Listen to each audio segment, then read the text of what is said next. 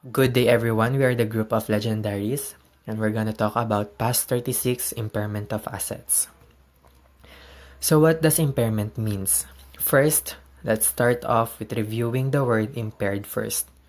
For example, sa mga commercial, they having warning labels on certain medications stating that the misuse of medication might negatively affect or impair your senses. So, kunwari, yung vitamin, tinake mo siya as pang-treat sa sakit mo, maaaring maapektuhan yung mga senses mo. For example, sight. So once your senses are impaired, it means they are weakened, diminished, or damaged. So ganun lang din pag sa company, sa asset ng company. So past 36 prescribe the procedure necessary to ensure that the assets are not carried in excess of the recoverable amount. So which type of asset could be impaired? Cash, receivables, inventory, PPE, investment property measured under the cost model, investment in associates, joint venture, and subsidiaries, intangible assets, and goodwill. So, yun yung mga pwede nating i-impaired and ilagay natin as impairment loss. Core principle, kailangan mas mataas yung carrying amount kaysa sa recoverable amount. Kapag recoverable amount is greater than the carrying amount, it is not impaired. But if the recoverable amount is less than the carrying amount, it is impaired. Carrying amount. Ang carrying amount ay ang amount ng asset na nare-recognize natin after ma-deduct ng accumulated depreciation or amortization and accumulated impairment losses thereon sa purchase cost. For example, bumili ka ng machine na worth 1 million. Tapos, ang usable lifespan niya is 20 years. Pero 5 years mo pa lang siya nagagamit. So, para malaman natin kung magkano na yung nagamit natin, here's an example. 1 million divided by 20 years equals to 50,000. Yung 50,000, ita-times natin siya sa 5 years kasi 5 years pa lang yung nagagamit natin. So, 50,000 times 5 years is equals to 250,000. Yun yung ating accumulated depreciation amount. Then, ma-minus natin yon sa ating purchase cost which is 1 million. So, 1 million minus 250,000 equals to 750,000. Yung 750,000, yun ang ating carrying amount. Recoverable amount. Ito yung amount kung magkano mo nabenta yung asset mo. Meron siyang dalawang uri, which is the fair value less cost of disposal and value in use. Kung hindi mo pa to alam, huwag ka mag-alala dahil madidiscuss pa to mamaya. Ang recoverable amount is also the higher amount between fair value less cost of disposal and value in use. Ibig sabihin, pag nakuha mo na yung FVLCS and VIU mo, kung ano yung mas sufficient or mas mataas, yun yung i-consider mo as your recoverable amount. Ang fair value ay kung magkano mo pwedeng mabenta yung asset mo sa market. Cost of disposal naman, ito naman yung cost or yung nagastos mo para mabenta yung isang asset. Value in use. Value in use present the value of the future cash flows expected to be derived from the asset or cash generating unit. So, meaning, ito yung makukuha mo, ito yung halaga ng future cash flows na makukuha mo sa isang asset. So, identifying an asset that may be impaired, yung, syempre, the entity or yung business, lagi nilang ina-assess kada end of reporting period kung meron ba silang may impaired na asset or wala. So, if such an indication exists, the entity or business estimates the recoverable amount of the asset. Pero kung wala naman, the entity need estimate the recoverable amount of the asset. Indication of impairment, external sources of information and internal sources of information. External sources of information. A. Bumaba na yung presyo, pati yung value niya ay bumaba na din or lumiit. B. Ito yung mga changes na nakakaapekto sa technological, market, economic, or legal environment.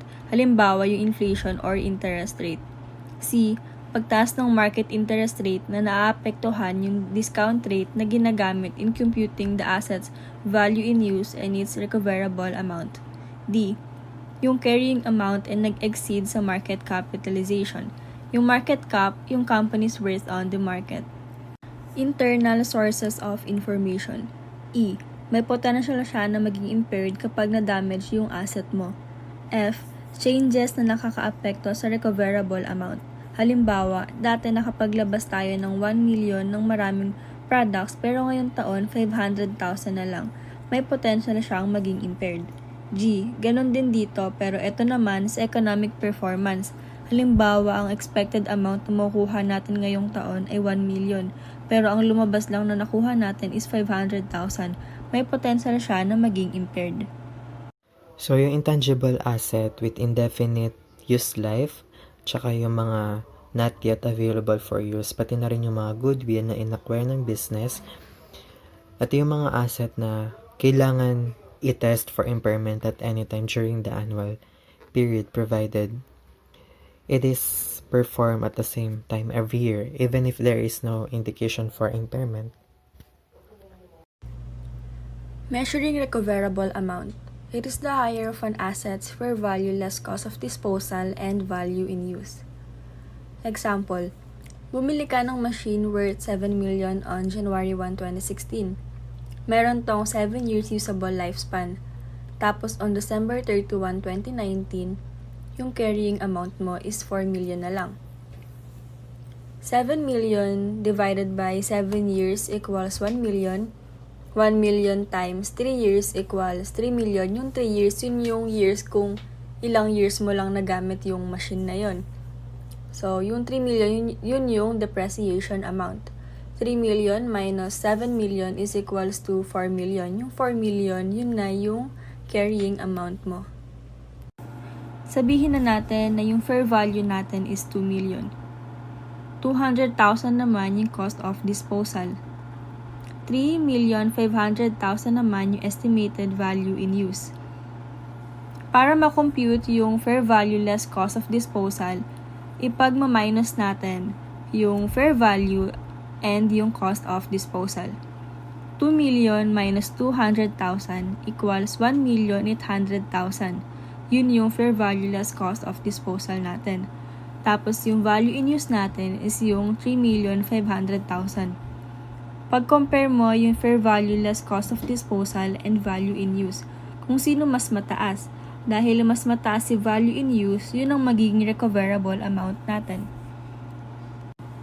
To compute the impairment loss, recoverable amount minus carrying amount equals impairment loss. Yung recoverable amount natin is 3,500,000. Yung carrying amount naman is 4 million. So, 3,500,000 minus 4 million equals 500,000. Yung 500,000 natin, yun na yung impairment loss. Yung fair value less cost of disposal or FVLCD. Ito yung entity na nag-use ng Philippine Financial Reporting Standard 13 or fair value measurement when measuring an asset fair value. Hindi natin nare-recognize yung liabilities as an cost of disposal. Ang mga nare-recognize lang natin as an cost of disposal ay A. Legal costs. Halimbawa nito yung mga professional fees na kailangan para ibenta yung asset. B. Cost of removing asset. Ikaw yung responsible na magpagawa sa lugar na pag-aalisan mo, ibebenta mo na yung asset mo. C. Direct incremental cost to bring an asset into condition for its sale. Halimbawa nito ay may sira yung asset mo na ibebenta mo. So, ipapagawa mo muna siya bago mo siya maibenta. Or, papagandahin at ayusin mo muna yung asset mo bago siya ibenta para magmukha siyang presentable. Value in use. Hinahanap natin dito yung estimated future cash flow na magagamit natin or magiging benefit sa continuous life ng asset. Tapos yung discount rate, yun yung gagamitin natin para malaman yung value nun. So, merong table dito na nakalagay yung year, future cash inflows, and future cash outflows. Tapos, ang discount rate natin is 10% and then dito na rin yung present value factors. Para makuha natin yung value in use, kailangan muna nating makuha yung net cash flows and yung present value. So, para makuha yung net cash flows, ipagmaminus natin si cash inflows and si cash outflows. 300,000 minus 100,000 is equals to 200,000. 280,000 minus 100,000 is equals to 180,000. 260,000 minus 80,000 is equals to 180,000. So, dahil nakuha na natin si net cash flows, kailangan naman natin ngayong kunin si present value. So, para makuha si present value, ipagta-times natin si net cash flows and si PV factors. 200,000 times 0.909091 is equals to 181,818. 180,000 times 0.826446 is equals to 148,760. 180,000 times 0.751315 is equals to 135,237. Yung estimate of future cash flow, lahat sila ay basihan or judgment para makuha natin yung future cash flow. So, gumagamit sila ng mga external evidence, mga past events, mga recent financial budget forecast na ma-approve ng management para mas ma-project nila ang future cash flow. Pero, para hindi ma-extrapolated, hindi dapat lalagpas ng 5 years yung period na babasihan nila. Discount rate. Ang discount rate po ay ito yung rate na ginagamit natin pag kukunin yung present value ng future cash flow. Recognition and measuring an impairment loss. Depende kung yung asset ay non-revalued or revalued asset. Kapag non-revalued asset or cost model, yung carrying amount is bumaba sa kanyang recoverable amount. Tawag doon is impairment loss. Tapos, yung impairment loss is ire-report sa profit or loss statement or sa income statement. Revalued asset or revaluation model. Same lang din sa non-revalued asset na yung carrying amount is bumaba sa kanyang recoverable amount. Tawag sa kanya is impairment loss. Bago mo i-recognize yung amount dun sa profit or loss, kailangan mo munang bawasan ng revaluation surplus balance. Yung excess is i-recognize mo sa profit or loss, tapos yung balance ng revaluation surplus ay yun yung i-represent as revaluation decrease sa other comprehensive income. So, after impairment, yung depreciation or yung amortization for the asset is ibibase mo dun sa asset's recoverable amount. Cash generating units and goodwill. For example, a CGU may be a retail store of a fast food chain, a bookstore of a school, a convenience store of a gasoline station, a supermarket of a mall, a product line, etc. So, di ba yung CGU ng supermarket is yung mall? So, yung recoverable amount is determined individually. It means, iba yung recoverable amount ni supermarket, iba rin yung recoverable amount ni mall. Pero kung hindi ma-determine yung recoverable amount ng asset, i-determine mo na lang yung recoverable amount na yun kung saan siya belong. Halimbawa, yung recoverable amount ng supermarket is 10,000. Tapos yung recoverable amount ng mall is hindi mo nga siya ma-determine. So, dahil hindi mo ma-determine yung recoverable amount ng mall, kukunin mo na lang yung recoverable amount ng supermarket, which is yung 10,000. Recoverable amount and carrying amount of CGU. Ang recoverable amount ng CGU ay ang pinakamataas na amount ng fair value less cost of disposal at saka ng value in use ng CGU. Ang carrying amount naman ng CGU ay ang mga assets at liabilities na kikita in the future. Hindi kasama ang financial assets at ang mga na-recognize ng liabilities. Makikita natin sa example yung mga asset na inventory, investment property, building, and goodwill. I-add natin lahat ng ito para makuha natin ang carrying amount. Ang FVLCD sa example ay 900,000. Ang value in use naman ay 1 million. Dahil mas malaki ang value in use kaysa sa FVLCD, value in use na 1 million ang ating recoverable amount. Para makompute naman ang impairment loss, recoverable amount which is 1 million minus carrying amount which is 1,500,000. Ang impairment loss natin ay 500,000. So, nagtanong ako kay Google kung ano yung examples of goodwill.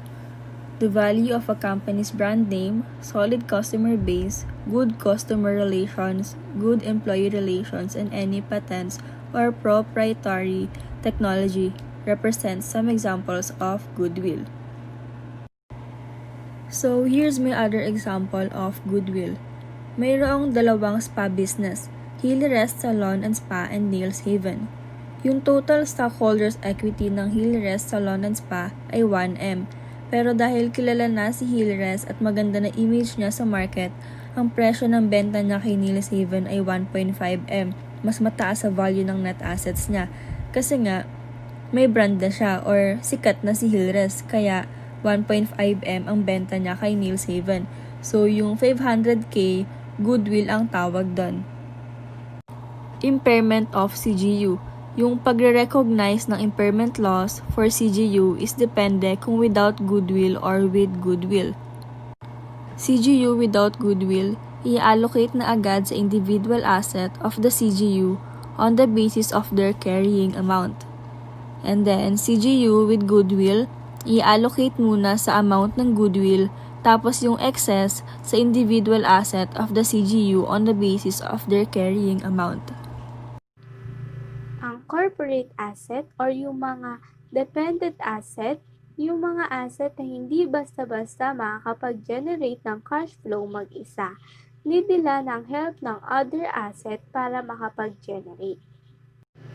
Hindi natin agad ma-determine ang recoverable amount ng isang corporate asset unless na lang kung magde-decide yung management na ibenta yung asset. Reversal of impairment loss. Ito yung i-recover natin yung previously recognized impairment loss. Diba yung carrying amount is bumaba sa recoverable amount. Tawag doon ay impairment loss. Tapos, paglipas ng panahon, tumaas yung recoverable amount. So, merong potential reversal of impairment loss. Tapos, diba, meron tayong indication of impairment loss kanina. Dito naman sa reversal of impairment loss, kabaligtaran naman.